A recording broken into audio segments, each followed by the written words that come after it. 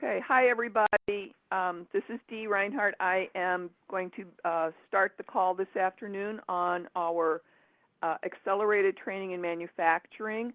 And on the call today we have Mike Baker from DCEO that hopefully can answer some questions for you. I'm going to show you a couple of things on the screen share. I also have a couple of announcements that I need to make. So first and foremost, if anybody has a corrected list of locations that individuals are interested in the program that they want them to see on the map, we need you to please forward us any of those changes that you need to have made so that the people within your region can see who's participating, what programs are participating, and to whom they can address any questions.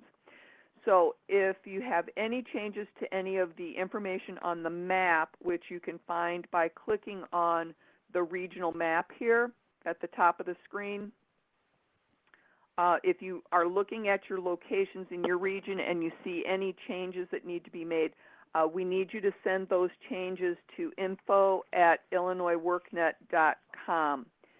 And then additionally, we need to have any of the contact information for any of the workforce partners who will be directly engaging with participants via the Illinois WorkNet access.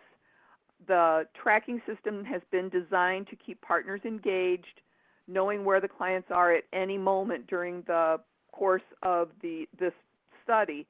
So we need to know who needs access and what sort of access. So if you have any people that need access, please send that information as well to info@illinoisworknet.com. All right, so now we can go back to the demonstration that I wanted to show you.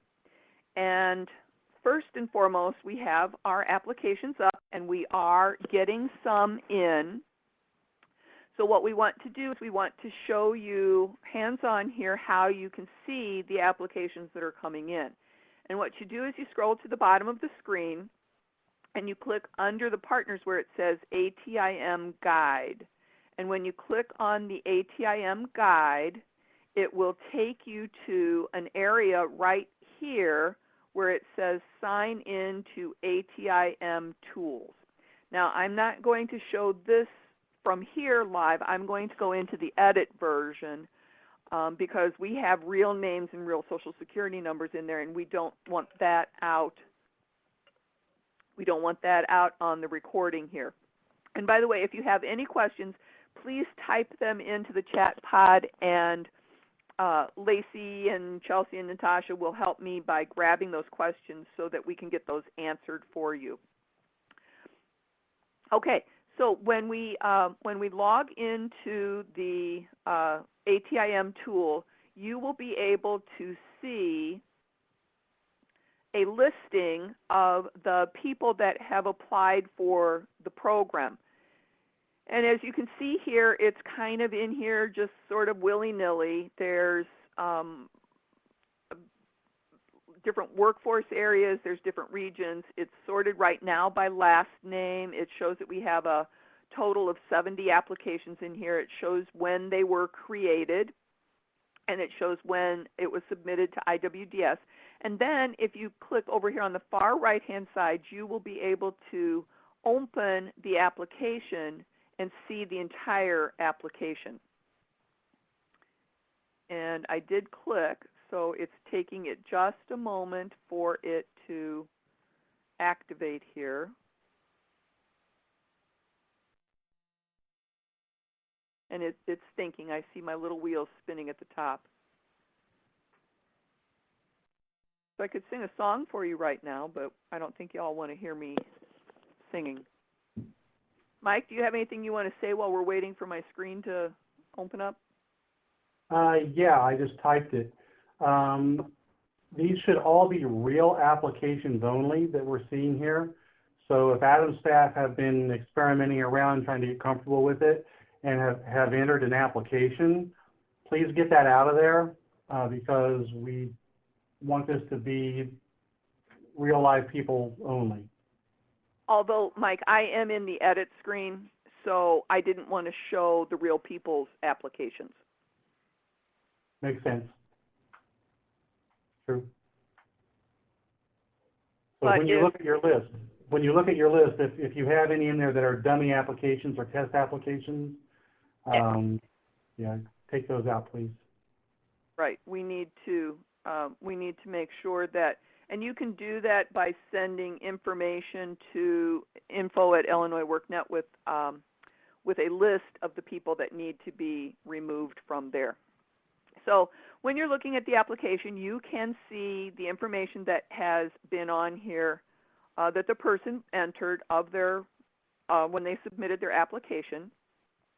And then what we want to do is we want to go back and show you how you can sort these with the various filters.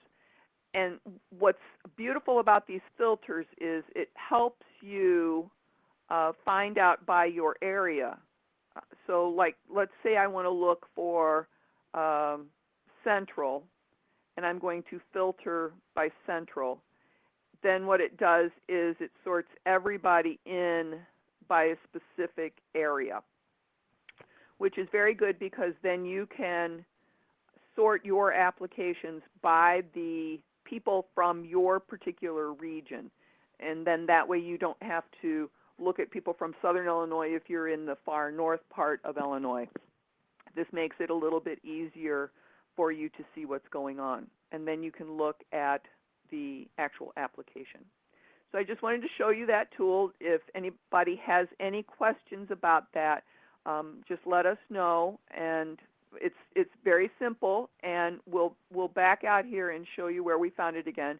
It's under the Partners ATIM Guide. So when you click on that, you sign into the ATIM tools. So it's that simple to get you in there. Now the dashboard is not quite up yet. It's in process right now, and hopefully it will be functioning. Natasha can let me know when it will be up, but we're working feverishly with the programmers to get everything working as we need it to be working. And we're making progress every single moment. So the other thing that you can do if you have not been directing people to the application, it is very simple, and you can refer back to our recording for the application. Okay, Pat said that we only have access to people in our region, and that's how they want to keep it, and that's probably absolutely correct.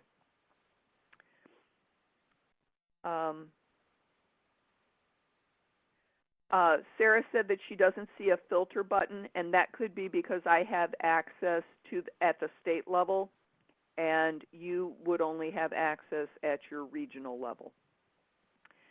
But as we move forward with this, there are going to be additional filter buttons available, so based on different components of the application that are moving forward, so that you can filter by different factors, and that's one of the tools that filter function is going to have as well. All right, does anybody have any questions that Mike might be able to answer for you? Oh, and Natasha just said that if you have access to multiple regions, you will see a drop-down menu to select the region.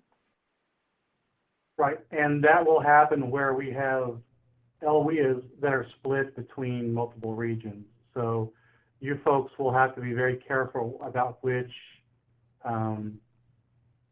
place you're signing people up for. So for example, I know for a fact that LWIA 5 is split into 2 regions because one of the 3 counties is with the North Central region, and then the other 2 counties are with the Collar County region. So that's how somebody might have access to the 2 regions, correct? Yes, that's absolutely correct. And there are other LWIAs like that as we head downstate as well, the same kind of situation. Okay. This does point out something that I would expect to happen. Remember, people may apply for this that don't live in an ATIM region at all, and they will pick the site that is available, on the map that they think they want to go to.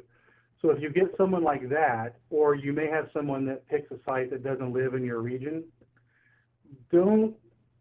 what you need to do is just take the extra step to work with that person to figure out what their intentions are and the rationale they have behind that. And let me give you a real-world example that I became aware of over the weekend. I have a friend who has a son who is in getting ready to enter community college or just has entered community college. But really, he would prefer to get a job right away if he could, but he's doing the community college thing because that's what he thinks his next step should be. But he and his mom have lived in Springfield. Mom just remarried and moved to Peoria. He may decide to want to apply for ATIM in the Peoria region, even though he has a Springfield address. With mom moving there, that might be a very viable, actually a more viable option for him, is to sign up for ATIM in the Peoria region.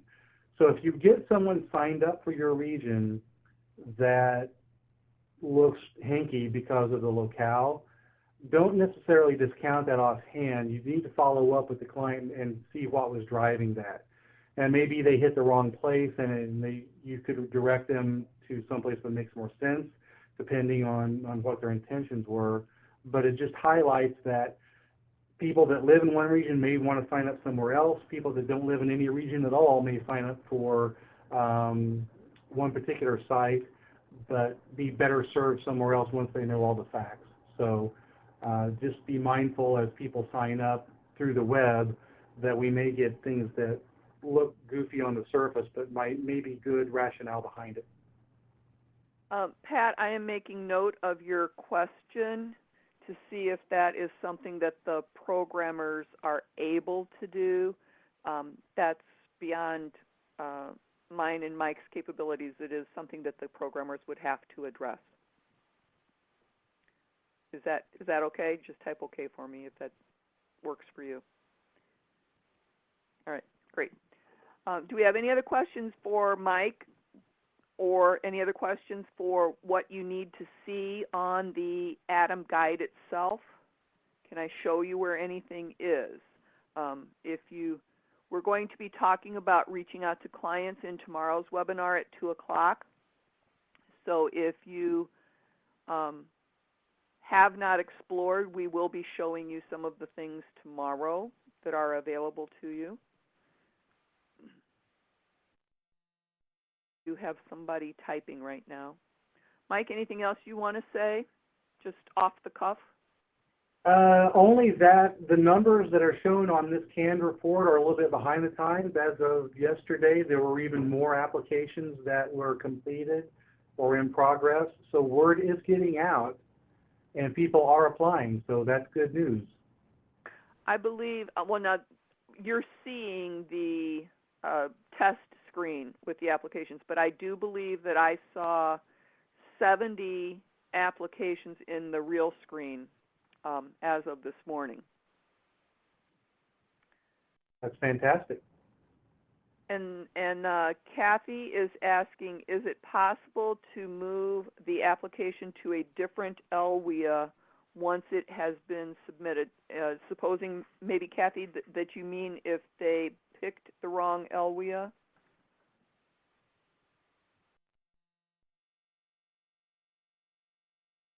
Okay, Mike, are you able to address that? I will have to check with the programmers to see what the system will allow us to do with that. I would hope the answer is yes, because somebody may have picked the wrong thing inadvertently, so there needs to be a way to correct that, either behind the scenes or with you all in the field. And there are two questions that are kind of embedded in that one. One is, between LWIAs within the same region is less of a concern because that's all the same staff, all the same exact program model. That's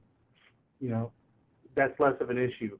But if it's between LWIAs between two different regions, then that's going to take some extra level of coordinating between the two regional staffs to figure out what is in the best interest of that client and, based on their interests and abilities, et cetera. So whenever you want to move someone around like that, make sure that if you're passing, that there's someone lined up to catch them and they don't just go off into limbo. So it's got to be a buddy system where you have a coordinated handoff from one to the other.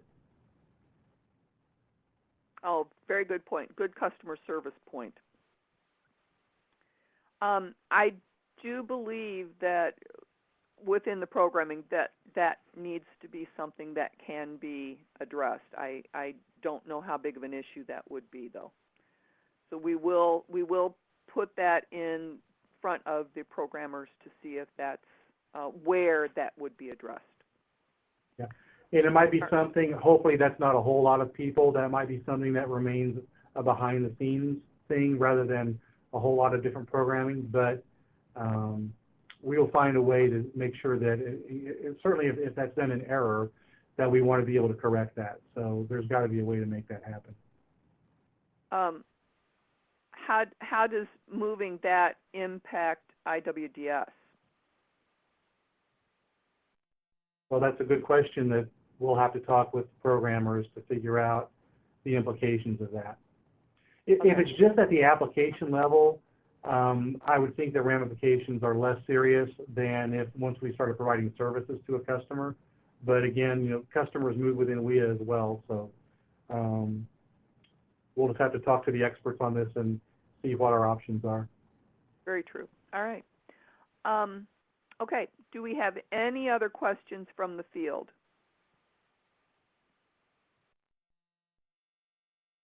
All right. Does anybody need to see anything on ATIM? Oops, wrong screen. Sorry.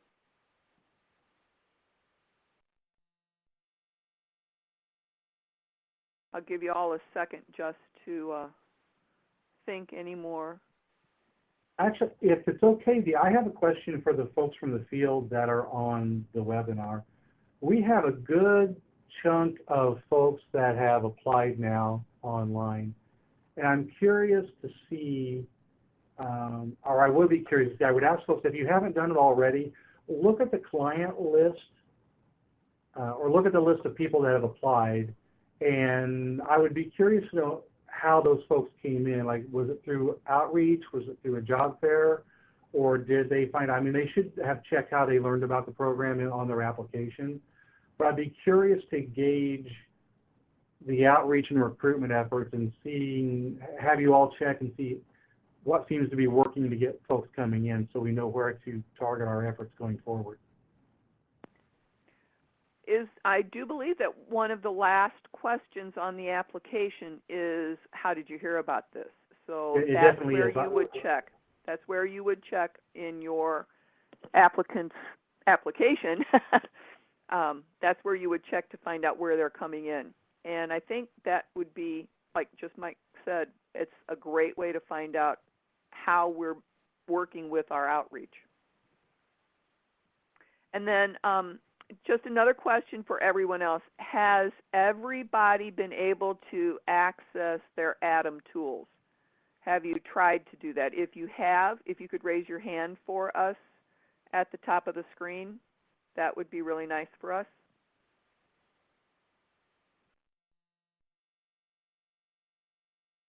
Very good. We've got quite a few people that have accessed it.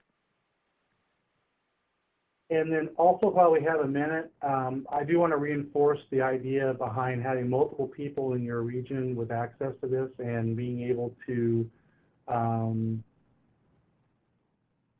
look at the dashboard and see where clients are at, see where participants are at. So it helps everybody plan as you see people entering the program and the progress they're making.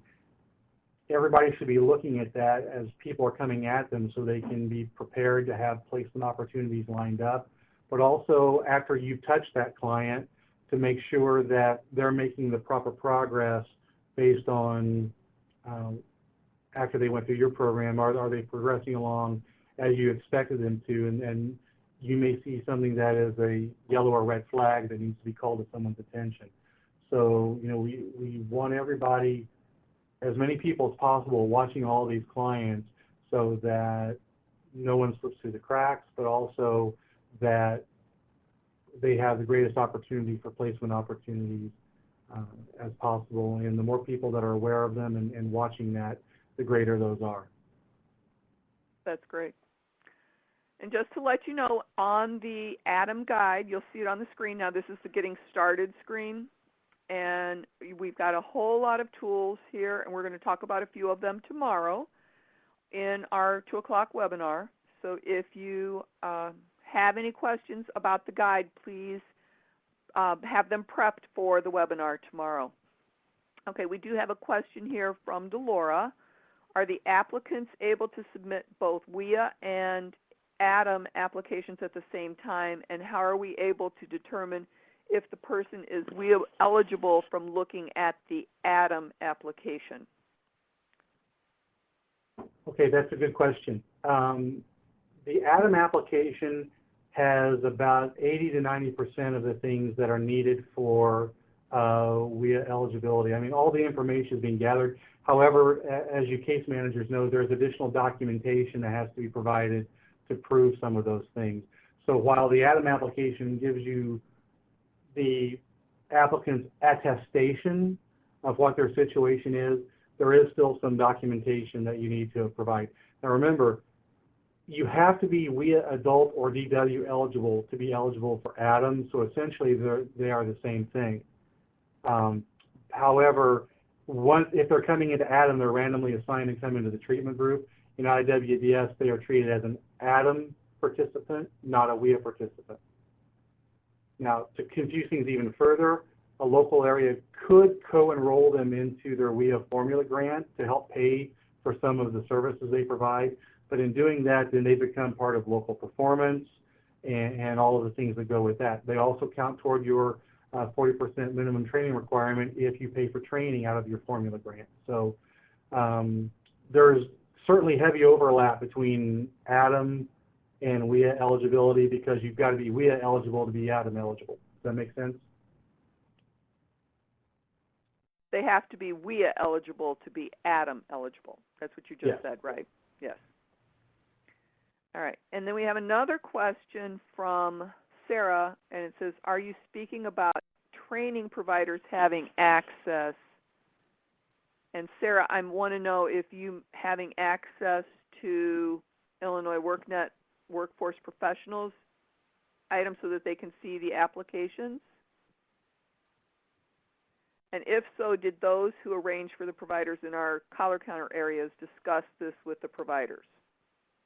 The dashboard. Okay, so the dashboard. I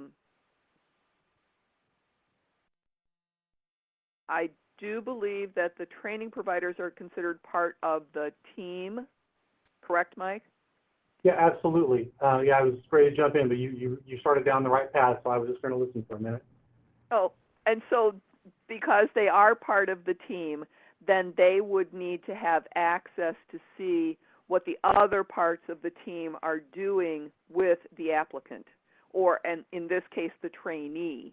And so, yes, they should also have access to the dashboard. Right, and then as we get down into it, they will also be giving us updates in the system on the progress those students are making. You know, did they complete the coursework? Did they earn a certificate? Did they have a problem and now they, for some reason, they're not on track to complete by the due date or the targeted due date that is in the system for their plan?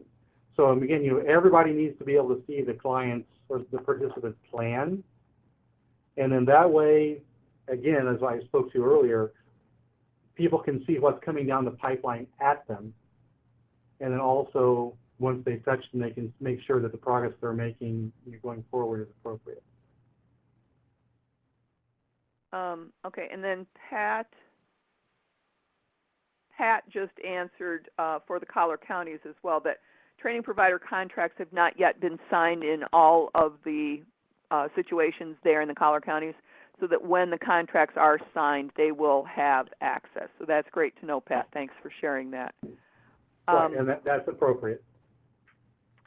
And so then Delora also asked, so that means that we need to create a Whea application because we are only able to tell if a person is Whea approved after we put in the application?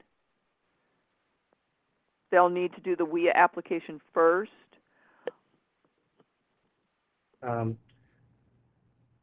The Whea application, again, most of the information on the Whea application is in the ATIM application. Okay. And Whea eligibility is the first thing that we will determine, because if you're not Whea eligible, providing any additional services to you is not relevant because you're not eligible for the program. Okay. I believe this is on one of the webinars that's coming up where we walk people through how to handle that. Yes. In fact, we're So talking about eligibility and suitability tomorrow. Right, okay. So that's coming, we'll handle this one and that one. Perfect, okay. So that's coming up tomorrow on more of the details, how to handle that. And we'll have our IWDS folks in and our eligibility folks in on that one as well. But the idea is that WIA eligibility is the first thing that's done first.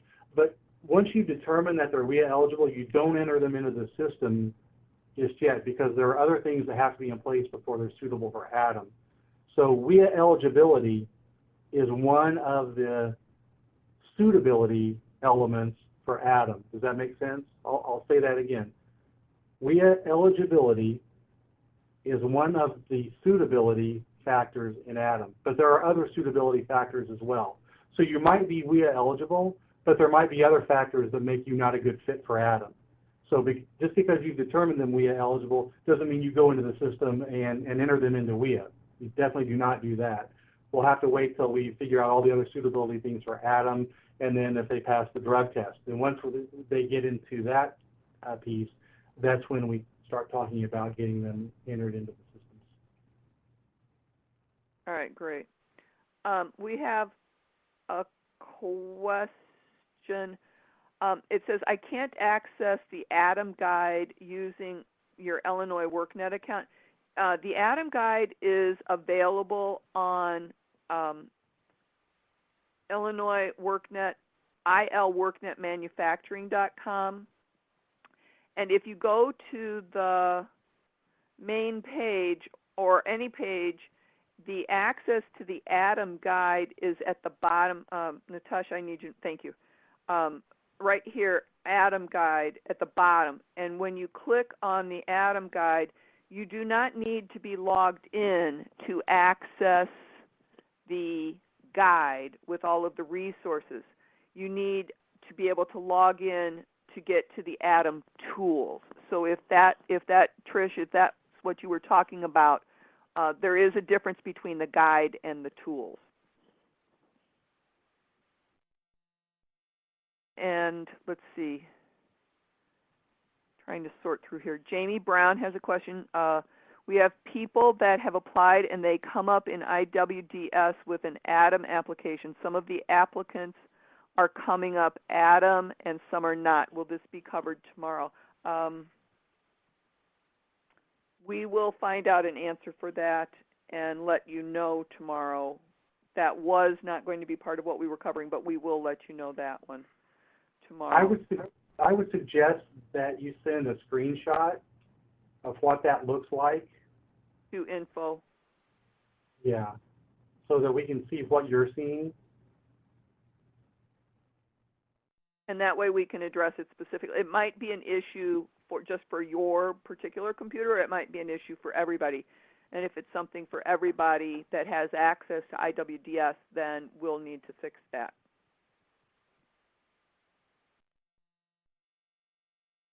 All right.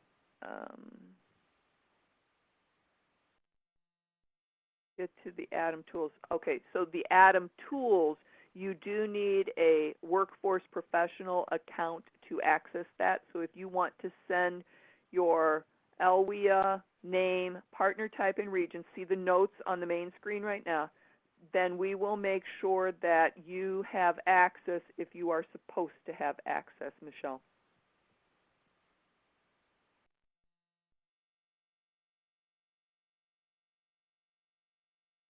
And Sarah says that she has looked at the ATIM applicants in the collar region, but she's not been able to pull them up in IWDS. Is it me or the whole system at this point? Natasha, I think I might need an answer from you on that question. I don't know if Mike has the answer to this. I know that Jim Potts had requested a list of people to have access to ATIM through IWDS. Is that a possibility that this particular person hasn't been given that access? Okay. Yeah, I would just, we'll have a note of that. We can check with Jim Potts to see what your status is there. Do you know if you requested IWDS? Do you have IWDS access for everything else? Sarah, can you answer yes or no in the chat pod, please?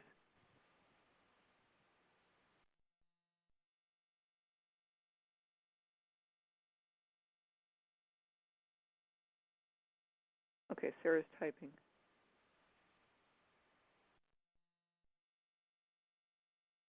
Yes, she has access to everything else. Okay. Well, we'll confirm with Jim Potts. Natasha, can you send Jim an email on that one, please? Yes, I can do that. Thank you. And just, okay, so Sarah, would you mind putting in your last name? Just to make sure I have the right person when I send the email to Jim. Thanks. And do we have the Whea she's with? While she's still typing. It's always best if you all put in your first and last name in the person, just so that we can make sure that we're getting the right people when you're asking questions and if we have to take care of issues for something like this. So just in the future, if you guys want to log into the webinars with your first and last name just instead of guest, it helps us make sure that we can answer the right person if we need to in the future. And I will say this, that there was a fair amount of testing and debugging of this before we've turned it loose. But of course, there may be issues that arise that might be, were certainly unanticipated. So if you run into something and it's not making sense, please call and check in, and maybe you found a bug that was very deep, or maybe it's just an operator error issue that we can help you out with. Either way, we need to address it so that you can work effectively. So either if it's operator error or a system problem, we want to get it taken care of as soon as we can. All right. Do we have any other questions from the audience at all?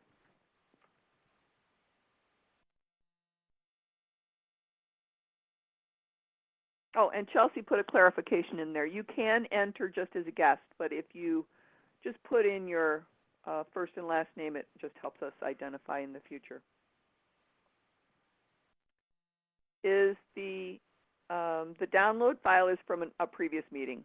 Thanks for asking, Trish.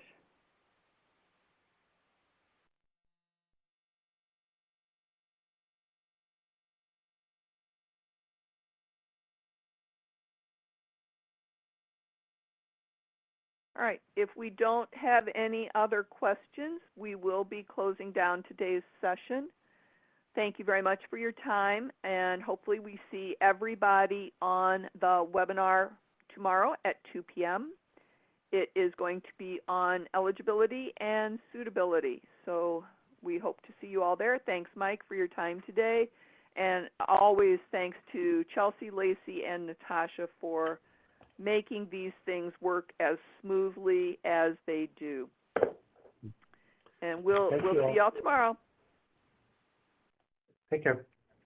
Bye-bye.